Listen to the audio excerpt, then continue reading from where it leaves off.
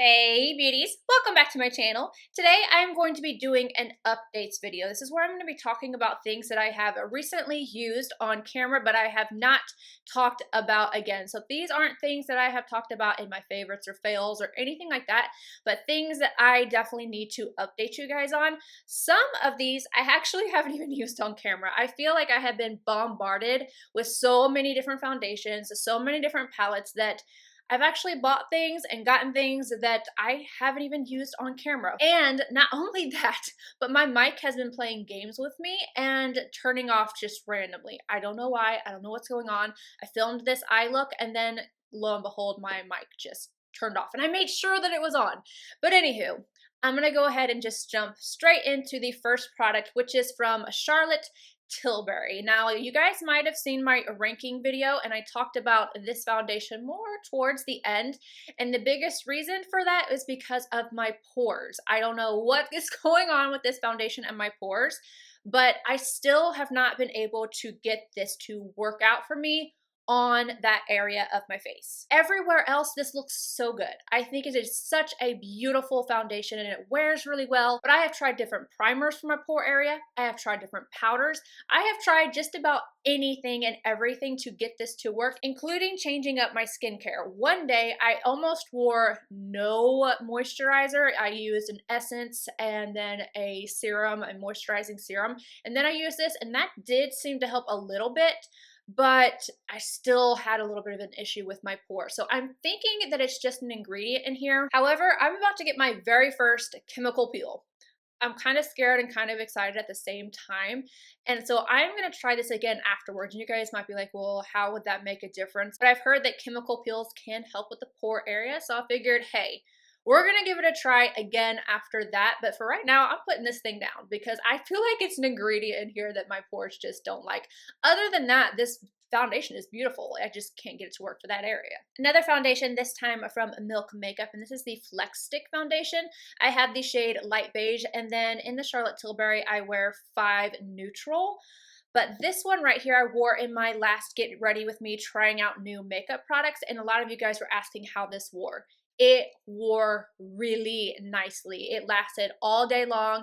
I did get a little bit of a smile line things going on and just like normal wear, but it lasts on my skin really well, and I've worn it several times since then. I do like this just a little bit more with a hydrating primer underneath it, but overall I think this is a really nice foundation. It's one of the better foundation sticks that I have tried. I don't like it applied with a brush though. If you watched that Get Ready With Me, I used it on my sponge. I kind of painted it on my sponge and then applied it to my face. For me, that is the best method because I am combo. I can have little dry areas. If you use a brush, it can kind of exaggerate a dry spot when you use a stick foundation and a brush. Maybe that's just me, but I do like the sponge method and I do think this is a really nice foundation. Now, if I never say foundation again in my entire life, that will be fine. I'm just playing, but you guys know it's just been like one after another, after another, after another. Now I'm going to get into a few palettes. The first one you guys have seen on my channel, and this is the Coral palette. I have to say I haven't reached for this other than to pick up this shade right here. I just find that the Sunrise palette just gives me so many more options that this isn't necessary for me. The quality of this is nice. I am a little bit disappointed in this shade right here. I feel like I really have to pack it on.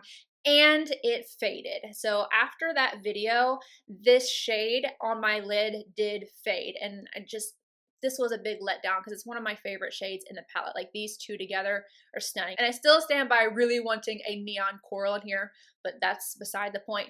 Overall, the palette is nice, but again, I'm still gonna tell you that I would suggest the Sunrise. I feel like I'm just gonna pop out this shade and put it in with like one of my palettes that I use all the time, you know, like the Z palette type of thing or my Tarte palettes.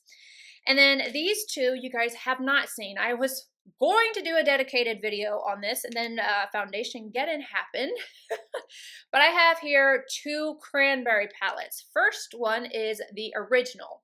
You can see the gold packaging, and then this one is the new one. What she did was use the same exact shades, same kind of, but she made this one with mattes. Now, if you remember the original one, these two shades right here, they're brats.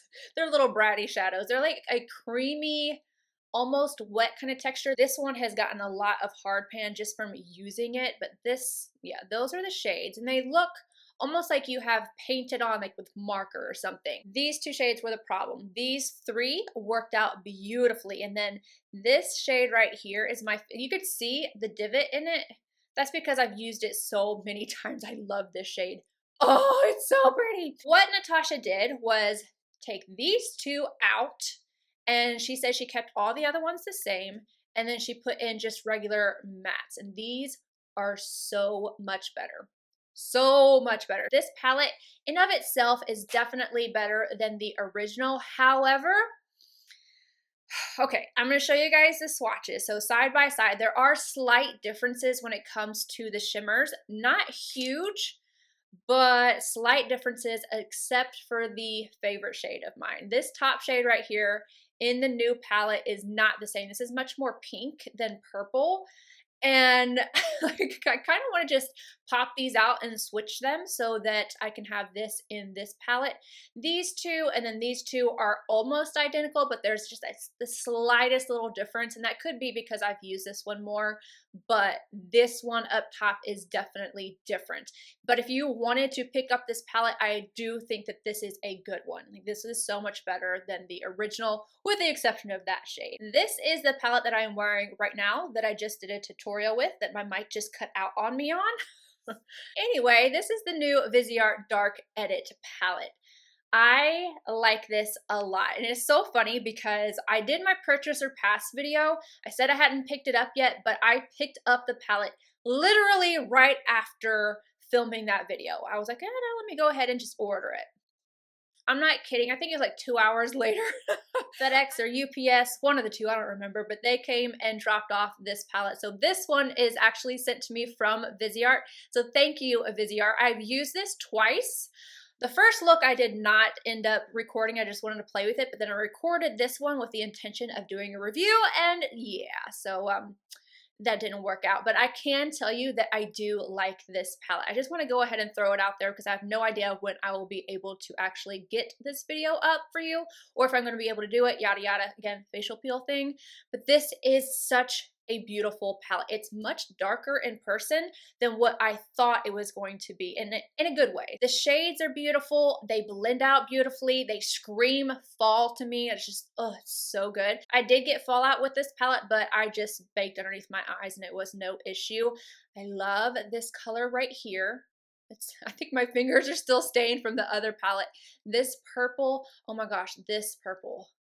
Look at this. I know where it's like everything has been purple recently, but this is a good one. And then I have on my eyes right now this shade, this one. This is a good green. This one actually does not turn patchy. It blends out nicely. It's so good. I have so many issues with this type of green matte shade and it being patchy or not blending out or kind of like almost like disappearing on the outer corner. This one did not do that to me, so excellent. So overall, so far I have been enjoying this, and I just wanted to give you guys an update on that because I know this is one that you guys would be interested in. Moving on to a powder that I actually showed you guys quite a while ago, and I've been trying on and off ever since.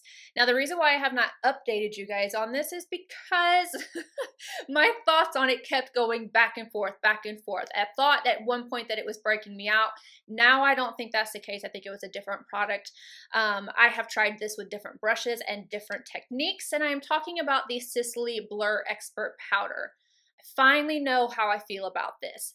I like this best as a buffing powder. So I've used this underneath my eyes, which I don't like. I don't like it at all, mainly because it darkens up too much on me and I just prefer other powders.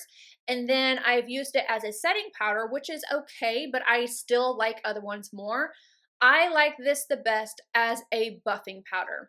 This is extremely, like, it's really silky, but it's very hard pressed in here. If you're using a flimsy brush, it is not going to come off. you're not going to get any product. I find that the best brush type to use is either something that's natural hair and more dense so that you can apply it if you want to use it as a setting powder.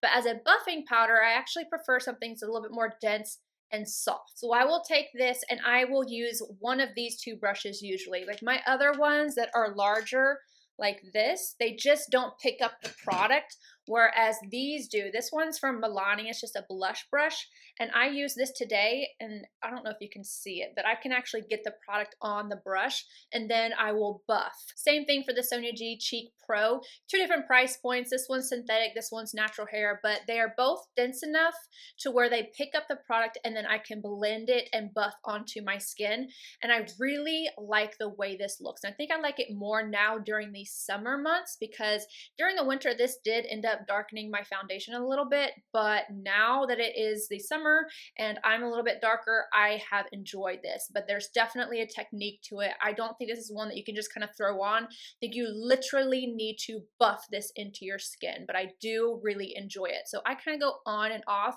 This is more of a matte radiance, whereas my other powders are a little bit more radiant than this. So when I don't want to be that extra, or if I'm having any kind of skin issues, breakouts or anything like that, I like to use this instead of using one of my other traditional buffing powders. That is how I have been enjoying this. A recent purchase from a Fenty Beauty. This is the Brow MVP.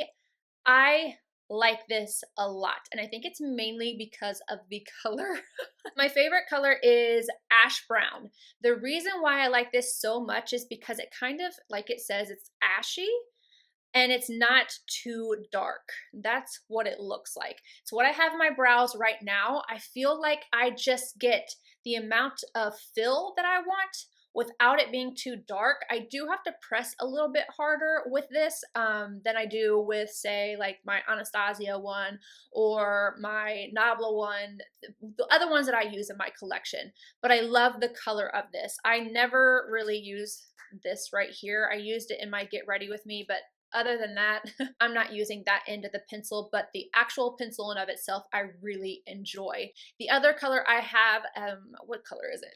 Light brown. I don't have to press as hard as I do with the ash brown. I think it's just a color difference, but I just want to mention that I'm still liking this. I'm still using it, and again, it's what I have in my brows right now.